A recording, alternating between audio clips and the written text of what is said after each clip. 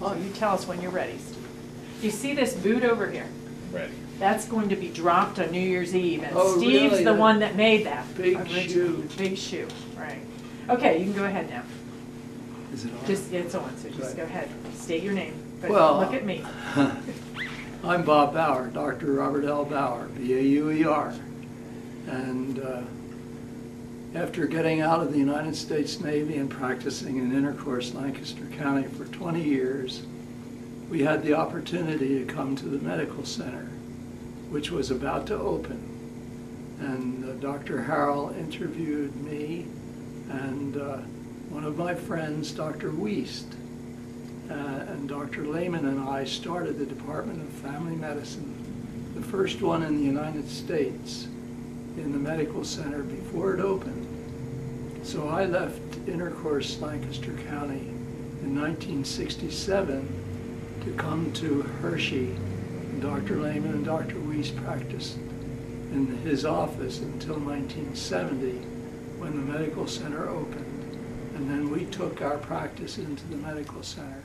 So we were really the first 3 physicians on the staff of the medical center. That's wonderful. And there was a Palmyraite who was in your first class in family medicine. Do you remember who that was? I have a lot of difficulty remembering the names of the boys, but I remember them very well. Many of them practiced in the area. One of them, Larry Bieber, now practices in Lancaster. His brother practiced in, where the chicken factory is. New Holland. No, Rich, over on Route 22. Oh, in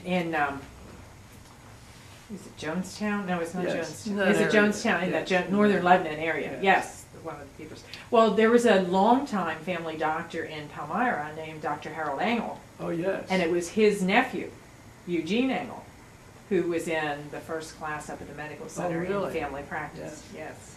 Well, you know, it's amazing that after I practiced in the medical center in the Department of Family Medicine until 1974, then we went to North Carolina where there were no doctors for 200 miles, 100 miles on either side of us.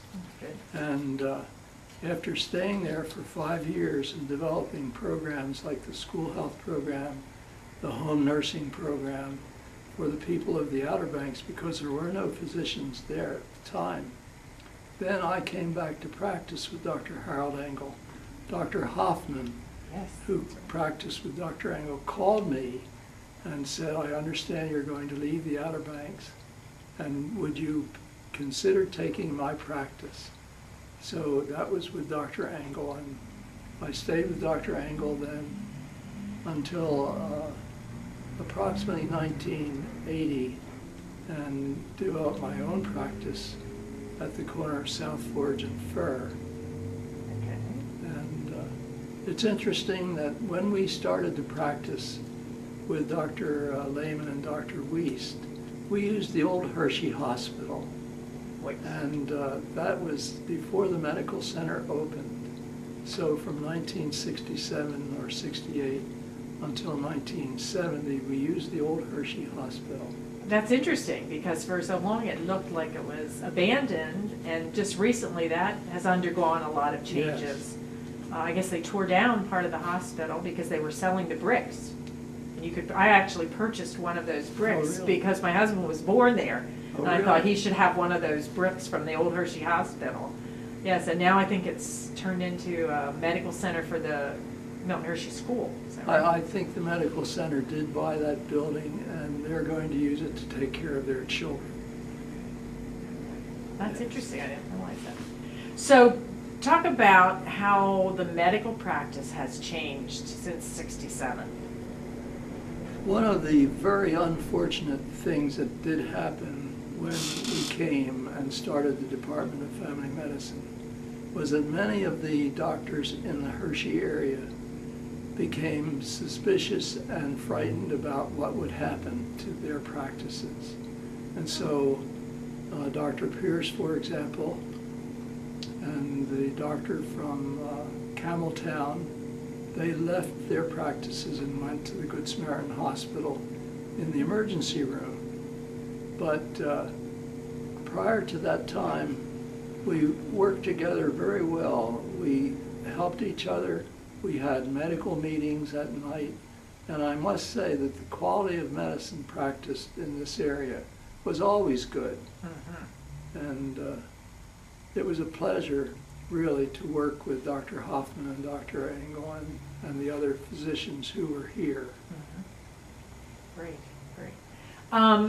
So when you came, you were here and then gone and then came back again. What attracted you to the Palmyra area? Because it certainly wasn't your home to begin with. No. I was born in Chester, Pennsylvania, down along the Delaware River, and went to Ursinus College and then to Temple Medical School purposely, because Temple Med School trained a broad family physician, and that was the thing that I wanted to do. And getting out of the Navy then, I came back. I was coming back to the Hershey area when the opportunity to practice in intercourse opened. And we stayed there for approximately 20 years. Happy 20 years. Worked like a dog. 16 hours a day, every day, Christmas, Easter, New Year's. It didn't make any difference. We took care of our patients.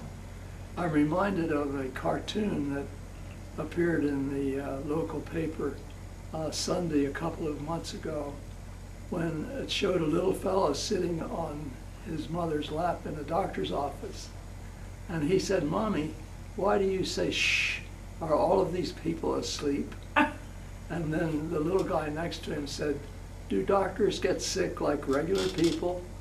And at the end of the waiting room sat an old lady, and another little fellow looked at his mother and said, "Mother, Grandma says when she was little, doctors used to come to her house to see her."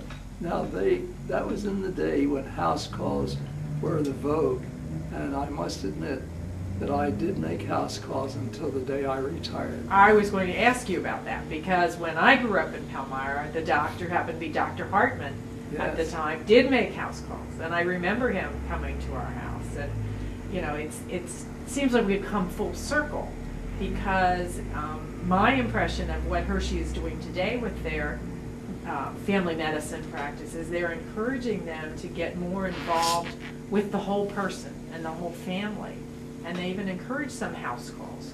Is that right? One of the things that I tried to teach my students when I lectured to them in Hershey was never be too busy to make a house call, because you can learn more walking into a person's house in a matter of seconds than you can seeing them 20 times in your office. You can learn how they get along, what quality of life they enjoy just by looking at their furniture, how the children relate one to the other. And the other thing I always tried to teach my students was never stop going to the hospital to take care of your patients.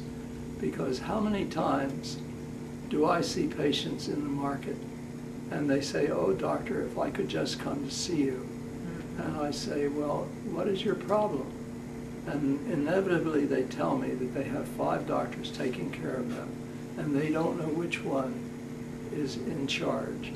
And if you go to the hospital to see your patient regularly, you can call in the specialists as you need them, but you are always the one that they can relate to. Is that allowed anymore in the hospitals? Do they allow the family doctors to go in? Well, yes, family doctors are allowed to take care of patients in the hospital, but unfortunately, many hospitals today are hiring physicians to be a hospital physician. So in the world of internal medicine and pediatrics, oftentimes you have a doctor working for the hospital who is taking care of all of the internal medical cases, the pediatric cases where... While they're there. That's right. Yeah. And we used to enter those patients, do their history and physical, take care of them while they were in the hospital, and take care of them after they came home. Right. Right, and I do think that's something that we've lost through the years that is a shame. Unfortunately, many physicians feel that, and it is not financially rewarding to make a house call.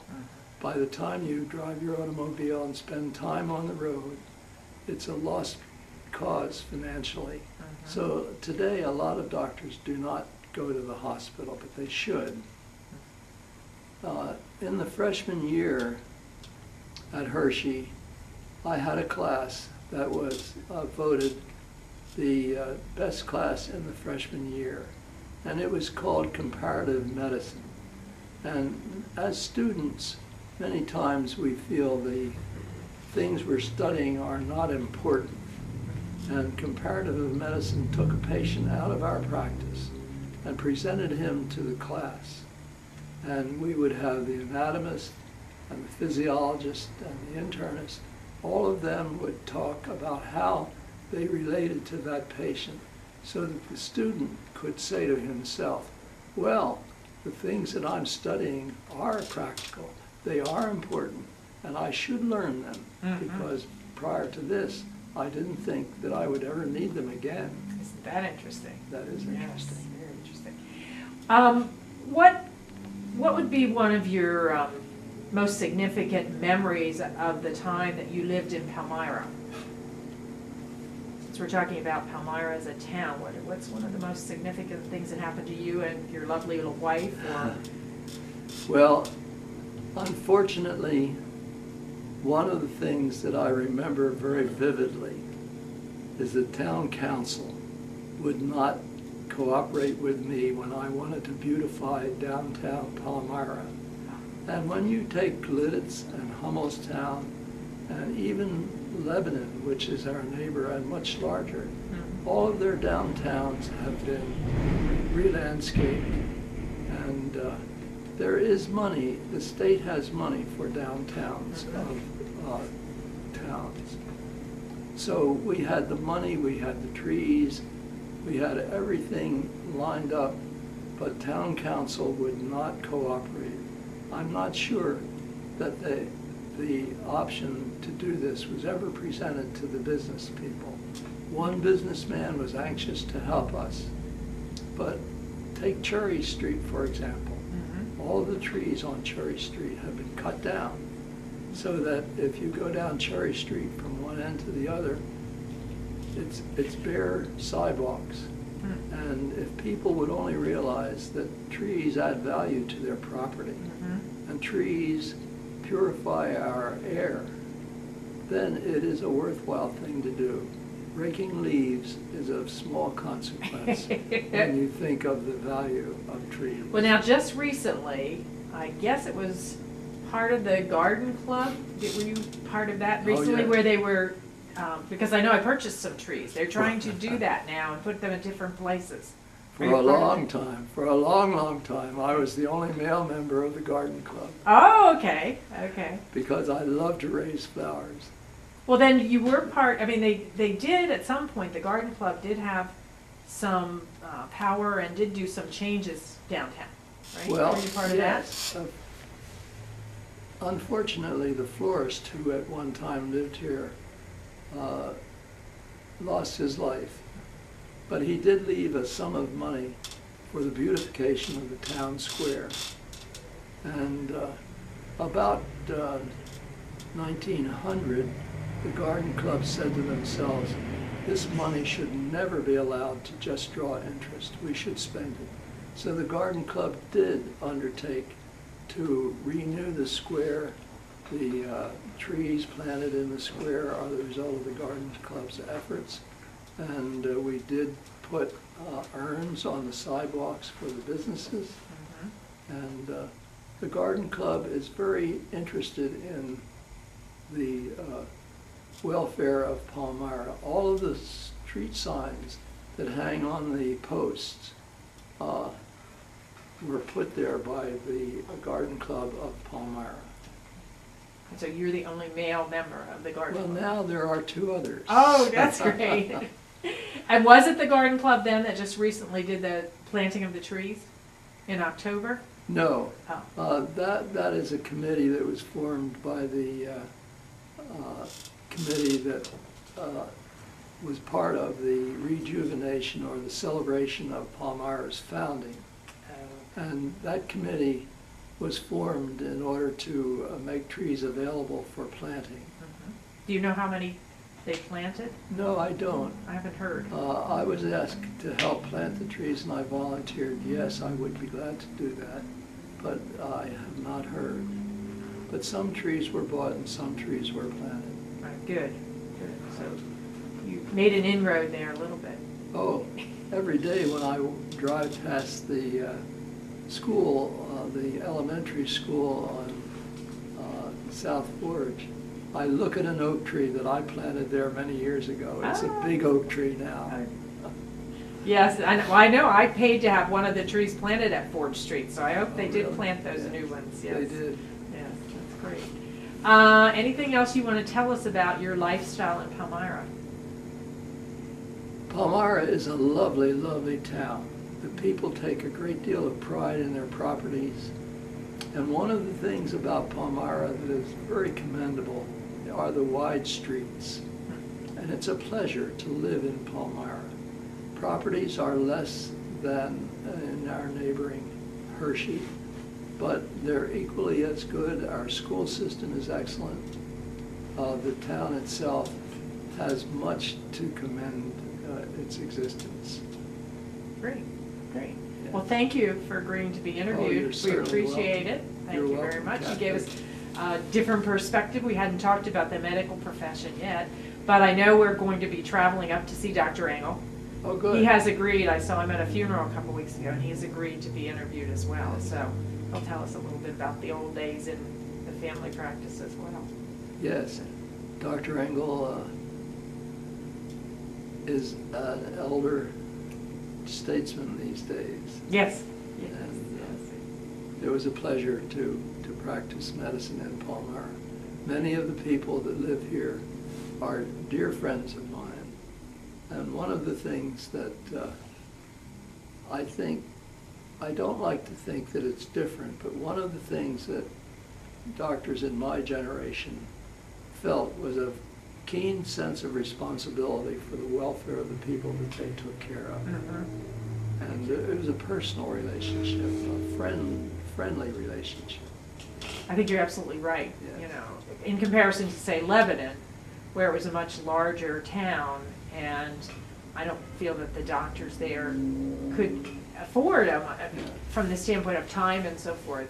Well, modern day medicine is based primarily on statistics, and if the government and insurance companies hadn't entered into the cost of medical care, it would still be pretty much the way it was years ago.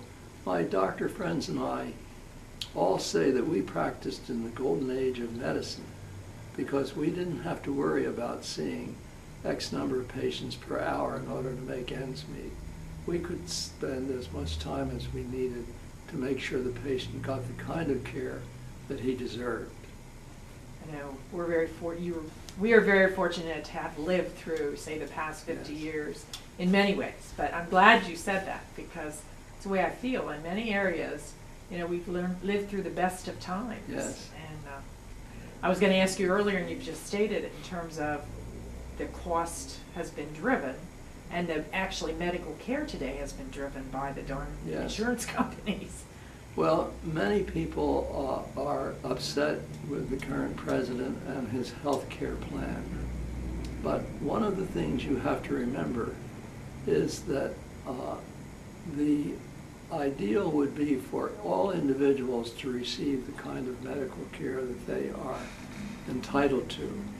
And the new health care plan, despite the fact that it might be expensive, will insure many, many more people than that are insured at the present time. Well, we'll see. We'll see what happens with that whole thing. Okay, thank you. I don't know who's coming at 6, but we'll be ready for them then. Well, I hope Thank that you. was all right. That was great.